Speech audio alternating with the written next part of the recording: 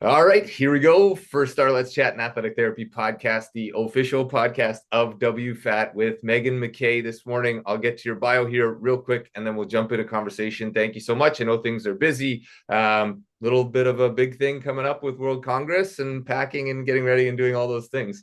Meghan McKay is a board certified and licensed athletic trainer based out of Houston, Texas, with more than 15 years of experience in professional, international, and collegiate sports medicine. She served as director of sports medicine and lead athletic trainer for the Houston SaberCats of Major League Rugby, head athletic trainer for the Wales men's national lacrosse team, and as medical staff USA Rugby for both men's and women's 15s. In addition to her extensive clinical and leadership roles, she is a World Rugby Medical Educator and an active contributor to the National Athletic Trainers Association International Committee, serving as liaison to the Canadian Athletic Therapists Association, as well as the AT representative to the Major League Rugby Medical Committee. Meghan's area of expertise is emergency action planning, on-field injury management, and elite athlete performance, with a proven commitment to advancing interdisciplinary care and professional education worldwide. Meghan, welcome aboard. Thanks for jumping back on here. Yeah, hey, thanks for having me again. This is great. It's good to see you. Yeah, some amazing skill sets. We've had a few people on that are presenting at WFAT World Congress here coming up in Dublin next week now. The countdown continues. What is your area of presentation? Obviously, your expertise in emergency planning, on-field management. We actually haven't had a guest on here that has that as sort of their focal point in care. So is that the presentation? What is the presentation? Lead us with that for World Congress. Yeah, you hit the nail on the head.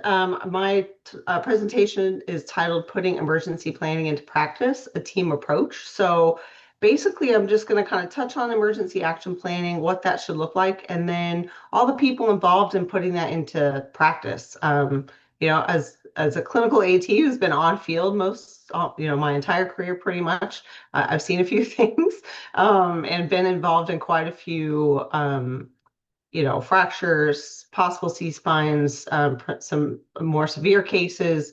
And so I've had to do this quite a bit in my career, unfortunately. And I've seen it go really well, and I've seen it go not as well as we would like. So that's kind of what my presentation is on, is what is the standard of care that is out there? What is the best practice that we strive towards, and how do we try to reach that goal in the moment when your athlete, your person is on the field? Maybe it's even a spectator, who knows? But we're called to these situations, and preparing for that is sometimes not prioritized. And so I'm hoping that this presentation kind of reminds everyone we need to prioritize that piece of things so it does go smoothly in the event. Oh, I love it. Amazing. And a capture that, our last couple guests in leading up to this, that I'm sure we'll have time to catch up in Dublin as well and after and see how this all goes. But different pieces to all of that, and sort of like the interprofessional collaboration. And here we're talking like hard skills, right? How do you manage a physical injury? How do you physically manage a physical injury? But there's also, steps and procedures to the bigger piece of the collaborative approach. Who is involved in the team? What does the site look like? What's available? What's not available? When we're on international stages, is that different? You've had the opportunity to do the international thing. We're going international with World Congress here shortly. Any difference or any things that you keep in the back of your mind when it comes to emergency planning, emergency care on field, if I'm traveling to a different country? Like, is the cultural piece a big part of it? Is the planning ahead a big part of it, or talking with the representatives on site? Like, where does that take you as sort of an expert in this field? All of the above and more. With the NATA International Committee, we worked really hard during COVID to kind of put together some resources. And so for our members, we have a great resource about that. Like, what do you prepare for when you travel? So that's all getting a visa, making sure the team has travel insurance, knowing what the site has, things like that. But all of that has to be pre-planned. So when you're there, you have more time to just act. So for me, when I've traveled internationally, it's really been a big range too. It looks very different when you're traveling to Scotland to play a women's 15 in World Rugby sanctioned international match.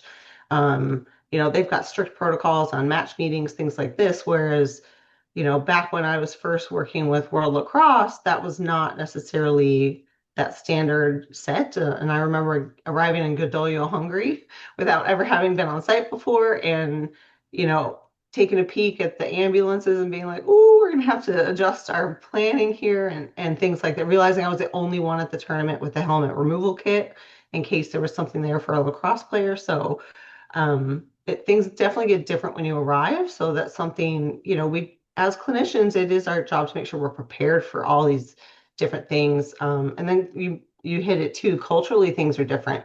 I'm not going to try to say the US way is the best way. That is not the case. It's just different everywhere.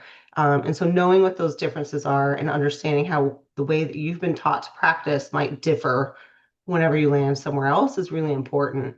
And taking into consideration, those factors as well, because things are done differently all over the globe, and that's okay as long as we're still taking care of our patient, getting a positive outcome.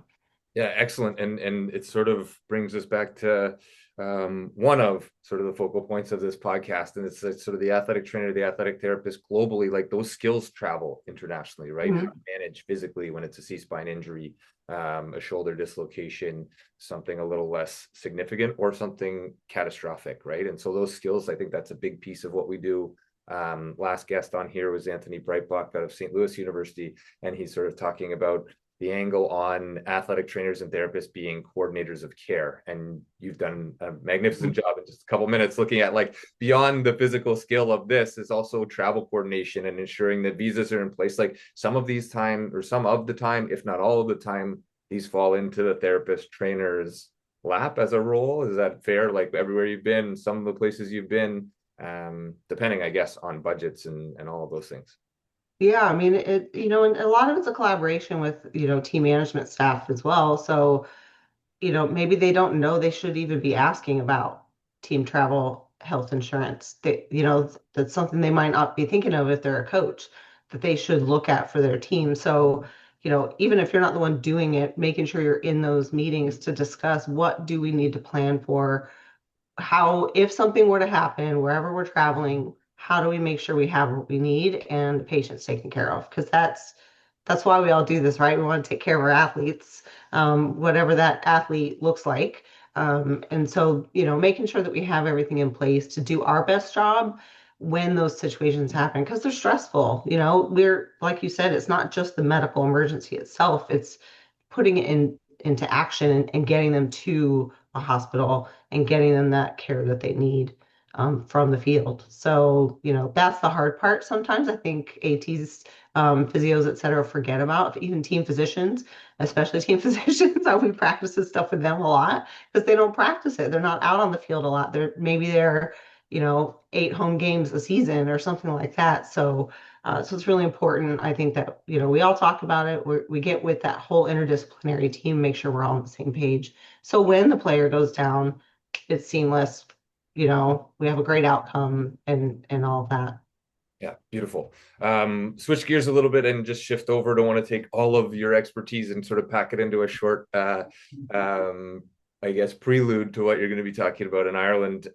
World Congress in Dublin this week coming up.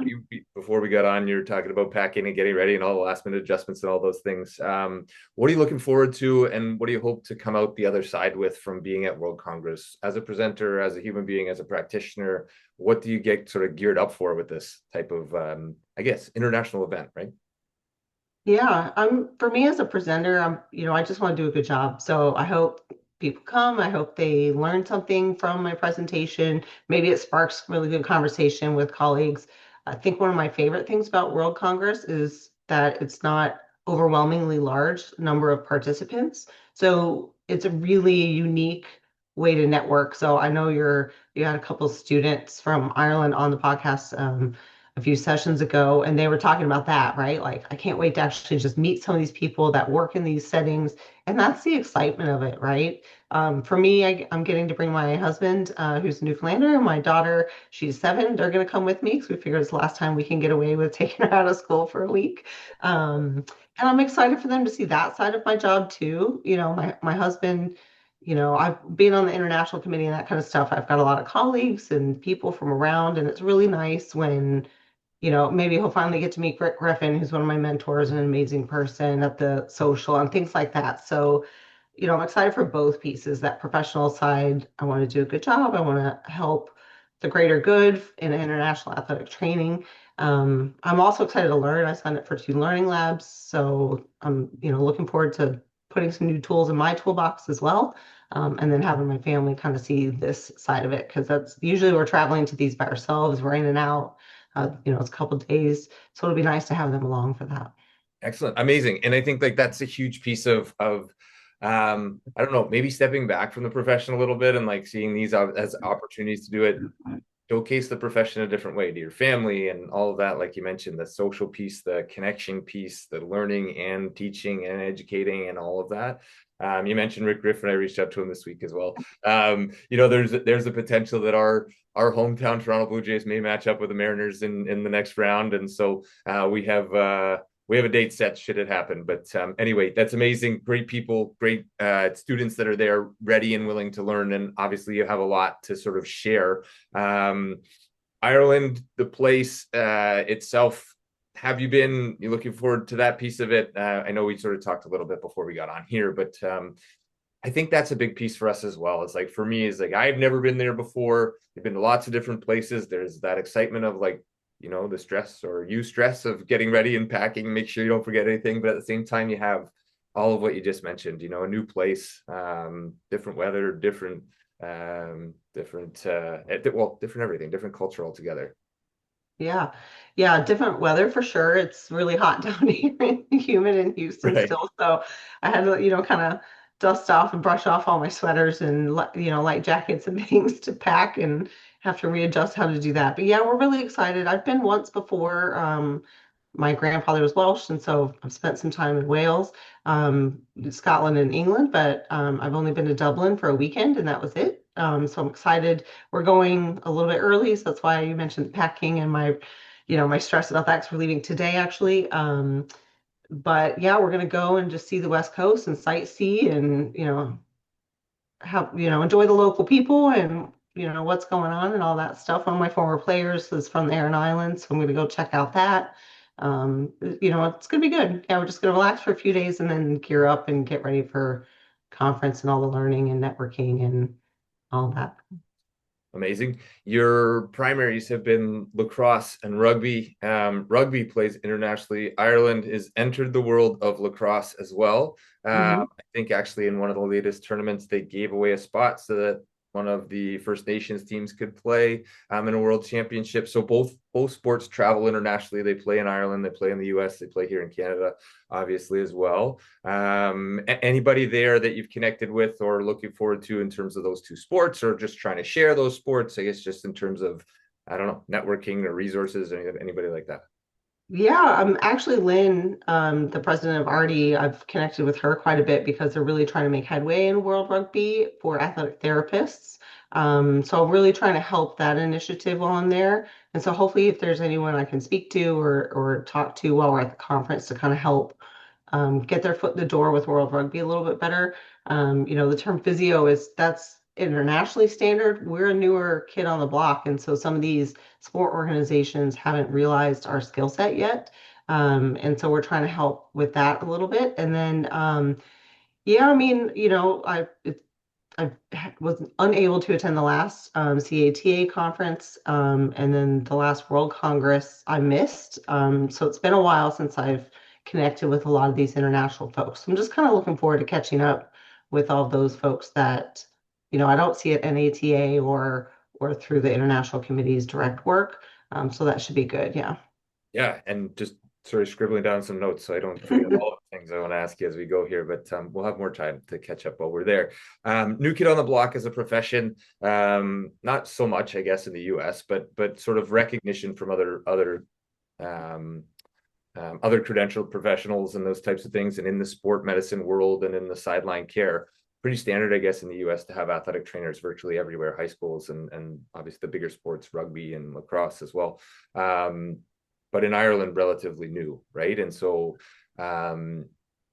is that sort of like intriguing to you, of like to see how it plays out, or how potentially the NATA can work with RD to sort of build it out or help support or gain something from RD in terms of like relatively new, here's how we're doing it here, that kind of thing on. Yeah, and a lot of it's the connections that we make. So with involvement in things like NATA or local groups or being part of, USA Rugby, I haven't been a part of their medical staff. I have connections there. Um, so knowing different people and being able to get different conversations going, I think that's true for any profession. If you're trying to make something happen, who can we talk to? Who are we calling? Who do you know that we can contact to kind of get that conversation going? That happens in any business. And in athletic training and therapy, I think we're unique because we're so nomadic that we have a really large reach of a network. And so really, I think it's just going to be using that network to the best of our ability. Um, Continuing to do things like this, like coming over and speaking about this. So hopefully there's someone at the conference in Ireland, maybe they work within the rugby realm and they see my presentation and it's all these gruesome rugby photos. They might go, okay, this person knows what they're talking about. Let me go have a conversation with them. And then we can talk about that. Then we can talk to them about what is different between us and a physio, why you should give us a chance, things like that. So, a lot of these things happen organically, but we have to make the effort to get it going and start the conversation. And that's what I enjoy so much about these conferences. You never know what you're going to end up going down the path talking about next. Like I'm presenting right after Jeff Conan talking about CBD, two very different topics back to back in the same room. So attendees, it's really great to see the variety of things that we're talking about.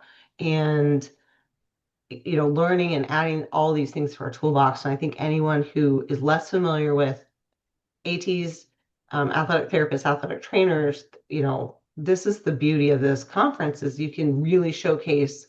I mean, you've had some great guests on talking about a lot of different topics that they're going to be presenting on. It's really cool just to showcase how broad our scope of practice is. Yeah, I love the capture as like the nomadic sort of nature of what we do. That's a great piece there, and sort of navigating all of those pieces.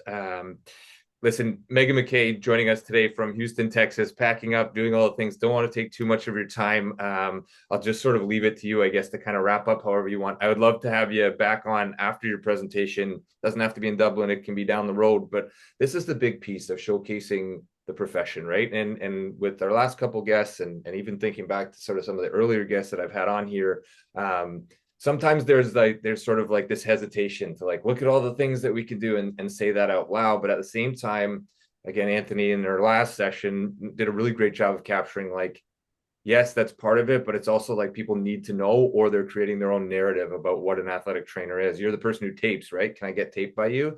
But I also do all of this planning, all of this care coordination, all of this emergency back of sort of behind the scenes types of things. So really great capture. And thank you again so much for your time. To our guests out there, World Congress is coming up. We'll be there. Meghan will be there. I hope to be in the room. It is a very dense schedule. There are 3 streams of educators, professionals, and students running at the same time. It's going to be amazing. I hope to be able to bounce back and forth. We'll see you there. We'll shake your hand, your husband's hands, your daughter's hand, all the things that we get there and meet everybody. That's part of it as well as the connection. But to our listeners, keep listening. We'll do our best to capture the pulse from over there. Meghan's presenting. We'll have her on again with a little bit more depth on the emergency side and maybe even dive into some of those gruesome rugby things and a little case study walk through something down the road. I think people are interested in that too. So Meghan McKay, thank you so much. Over to you. Carry it, take it, wherever you want to go. To our listeners, thanks for being here. Yeah, thanks first of all for having me. I always love the opportunity to sit down and chat with you, and I love your platform and all the variety of guests that you have on. So thanks for having me.